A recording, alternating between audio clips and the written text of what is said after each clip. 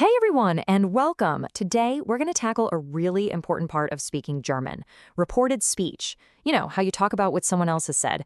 Honestly, this is one of those skills that really takes you from beginner sentences to sounding way more natural. So let's just dive right in. Okay, so right off the bat, take a look at this. On the left, you've got direct speech. We're quoting Maria word for word. But on the right, we're reporting what she said. See the difference?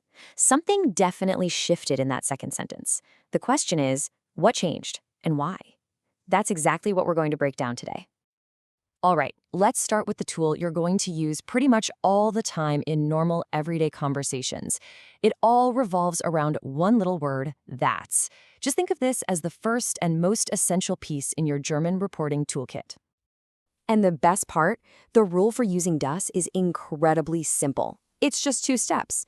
First, you pop in the word das, which just means that. And second, and you really got to remember this one, you take the main verb and kick it all the way to the very end of the sentence. That's it.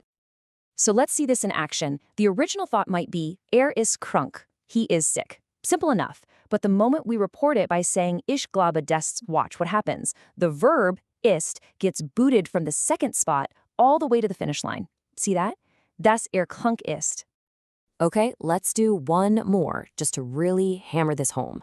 The direct quote was, Sie kommt heute nicht. She isn't coming today. But once we report it, it becomes, Sie sagt, dass sie heute nicht kommt. Again, look where kommt ended up, right at the end. So the big takeaway here is you use das, the verb goes to the end, period. Okay, so das is perfect for chatting with friends. But what happens when things get more serious? You know, like when you're reading a news report or some kind of official document. Do they just use das for everything? Well, no. Actually, for that, they have a special, more professional tool. So let's get into the pro-level stuff.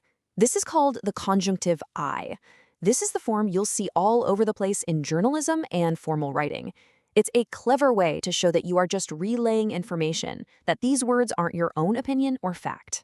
Now, pay close attention because this slide right here is the absolute key to understanding this whole concept. The easiest way, I mean the best way, to get Konjunktiv I is to think of it as the German grammar version of the Hindi phrase gehette torpar. You know how that signals reportedly or allegedly? It creates distance. Konjunktiv I does that exact same job, but it does it by changing the verb itself, not by adding an extra word. How cool is that? Check this out. The direct statement is Ich komme morgen. I'm coming tomorrow. But when a news report shares this, they'd say sagt, komme morgen. Did you catch it? The verb changes from kommt to komme. It's such a tiny, subtle shift, but that one little change tells any German speaker, hey, this is just what I was told. It's being reported.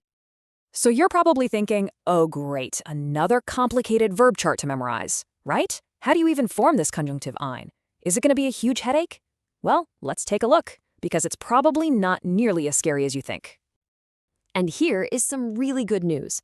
For a whole lot of regular verbs, the Konjunktiv I form is actually identical to the normal present tense. Seriously. That means a lot of the time, you don't even have to change a thing, and people just understand from the context that you're reporting something formally. Let's look at this chart for the verb lernen, to learn. You can see that for ich, sie es, wir, and sie, it looks exactly the same as you already know. The only forms that change are for du, which becomes lernest, and ihr, which becomes lernet. So really, you just have to keep an eye on those two. Awesome. We've covered both the everyday tool and the professional one. So before we wrap up, let's do a super quick summary just to make sure all of these ideas are locked in. So here are the 4 big things to remember. 1. For daily conversation, use das and punt that verb to the very end. 2.